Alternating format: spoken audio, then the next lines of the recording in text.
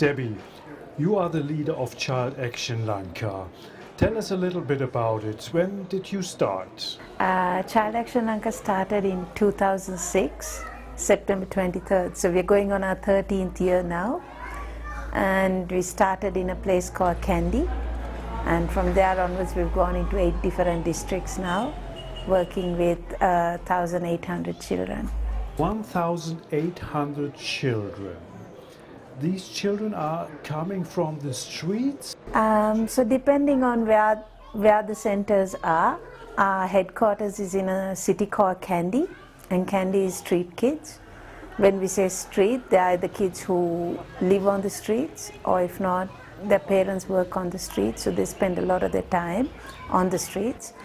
And if not, their family situation is such that if we didn't help them, they would soon be living on the street.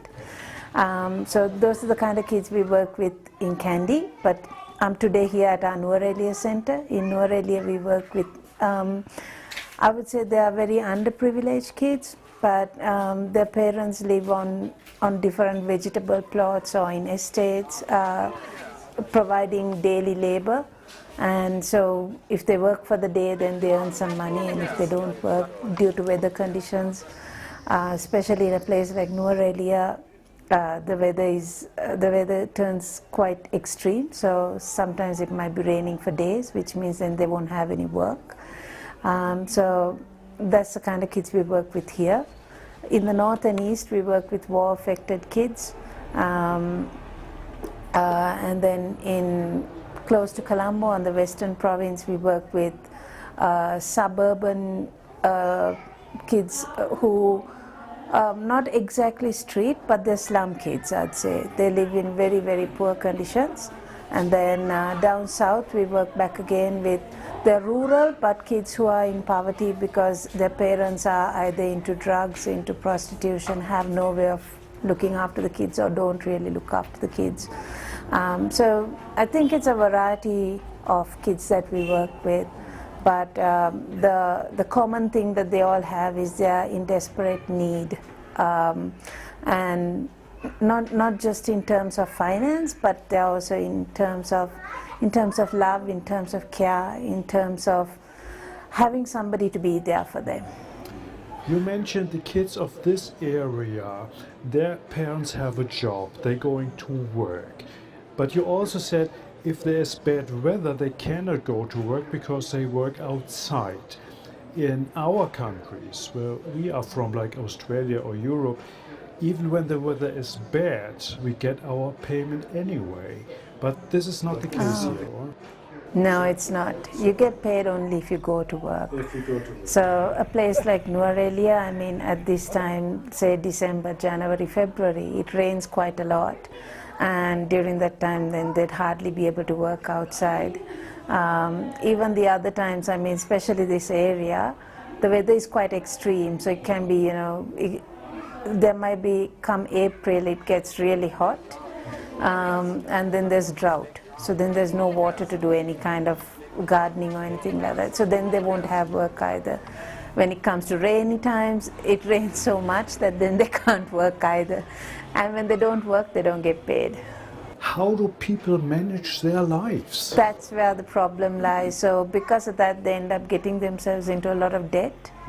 And then by the time they try to pay off one debt, it's time to take another debt, loan to, live the next part of their life.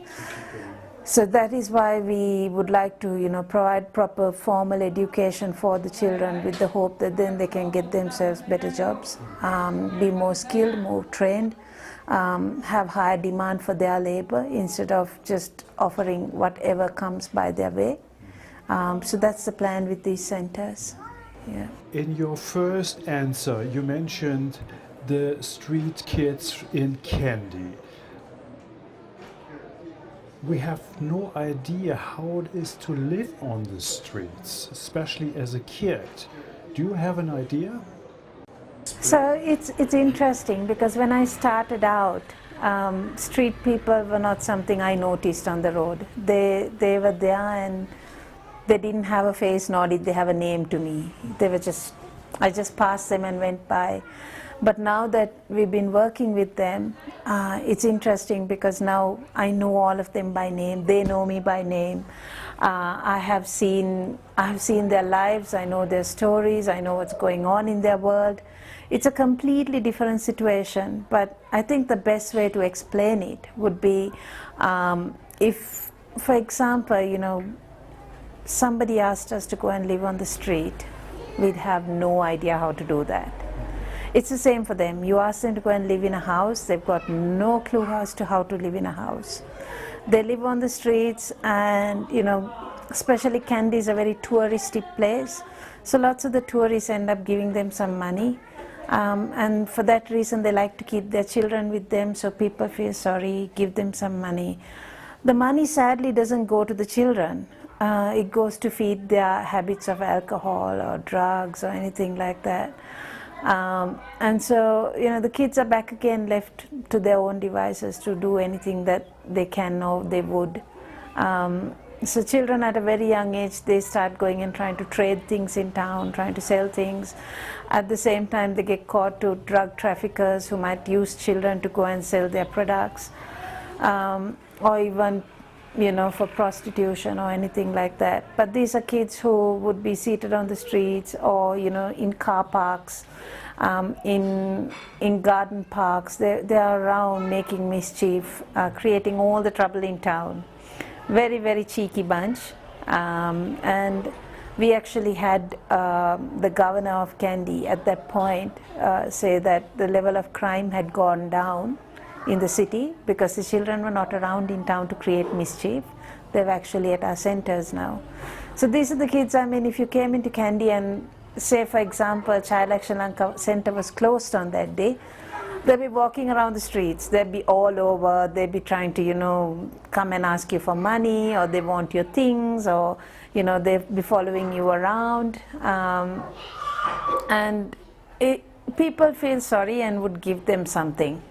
But the thing is, they are so used to trading, they are so used to living their life. For example, if somebody brought them a packet of food and gave, they look at, okay, I can eat this, yes, I'm hungry, but if I sell it, I can get something more out of it. So they would take that parcel of food and then sell it to somebody else.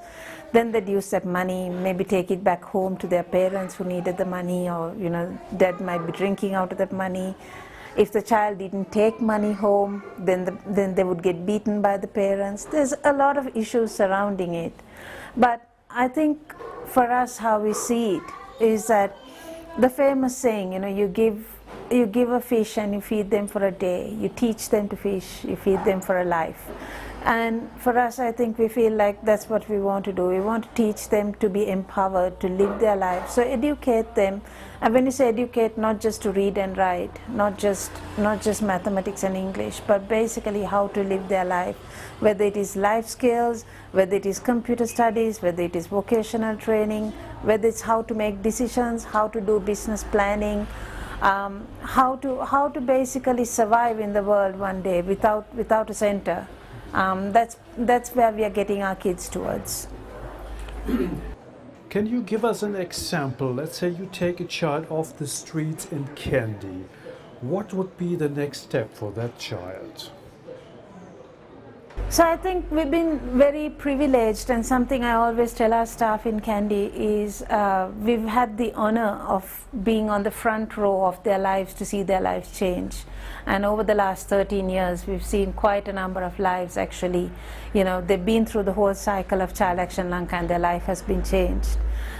So in terms of a good example, I think what we do is, so we have our baby centers, we also have our preschools, and we also have after school care for kids.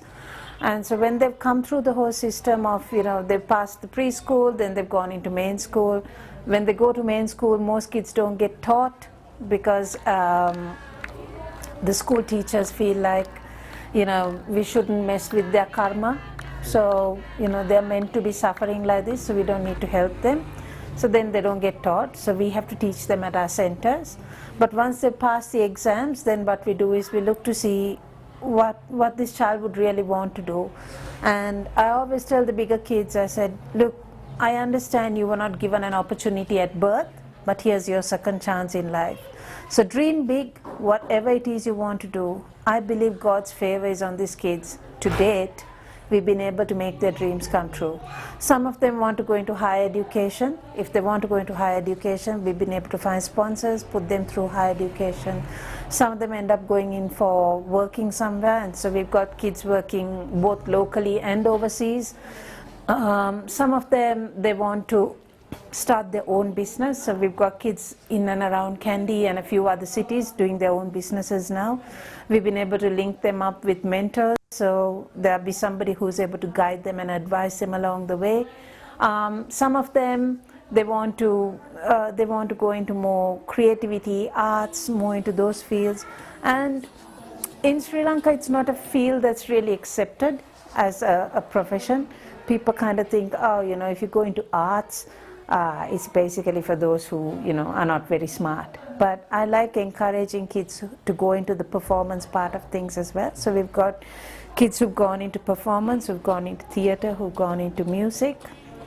And I think the centers always remain a safe place and a home for them. So we've got 23-year-olds, 24-year-olds, you know, they're out there in the world now. Some of them still studying in university or in college or doing a course or working. And for them, this is home. So they keep coming back and they say, oh, I came to see you and I came to see the others. And they might come have a meal with us, sit down, we hear about their life, what's going on.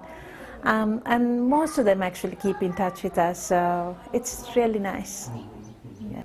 When we started out, we were trying to be God to everybody and do everything. But as time has gone by, we realized we needed to maybe focus on a few things and do them really, really well. So what Cild Action Lanka does now is we focus on education, we focus on health and nutrition, and we focus on child protection. About 90% of the kids that we work with end up being, you know, abused and come from varied walks of life. And so because of that, child protection plays a very, very important role for them. Creating awareness on child rights, creating awareness for parents on what is about parenting and actually taking care of their kids. Creating awareness for the kids themselves as to what is wrong and what should not be happening for them. A lot of the things that we consider wrong are pretty normal to them because they've grown up experiencing, you know, abuse, you know, whether it's physical, whether it's sexual, whether it's verbal, whether it's mental. It's been a normal part of their life and they don't expect any different. And just giving them that sense, you know, this should not be happening to you. And if it does happen, this is what you should be doing.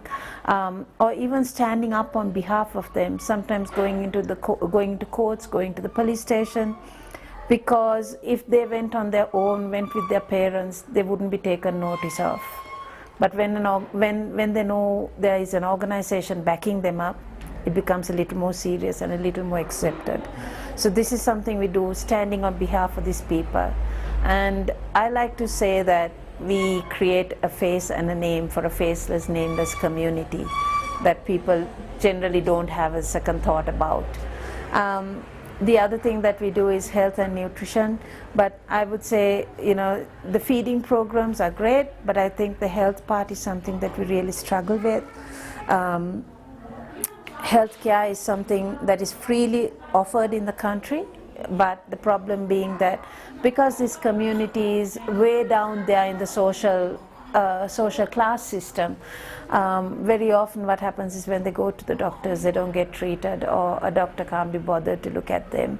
And so because of that, they suffer with a lot of illnesses that can easily be cured with just a little bit of medicine. And this is something that we are looking at in the future, that we might be able to improve in our communities. What the viewers of the video cannot observe is the smelling here. It's smelling very, very good here at the moment. And I had a chance to take a look into the kitchen. What do you feed to the children, and do you feed them every day? Yes. So thanks to Feed the Hungry and the amazing support that's been happening for years and years and years, we've been able to feed most of our centers. And so what we do is in the mornings we give the kids breakfast. In the afternoons, we give them lunch, which is a full meal. We make sure that the food is really nutritious and well balanced. In Sri Lanka, our staple diet is rice and curry. So it's lots of rice and curry. So they get, they might get some meat, vegetables, green leaves, the whole works of it, along with rice. And then they also get an evening snack before they go off. So it might be a glass of milk with some cookies or something like that. And then in Kandy, what we do is, because most of the kids, who don't have a meal for the night, what we end up doing is we pack them some dinner and send. So no kid goes away hungry. Oh, that's good. So thank you, Feed the Hungry. You made that possible.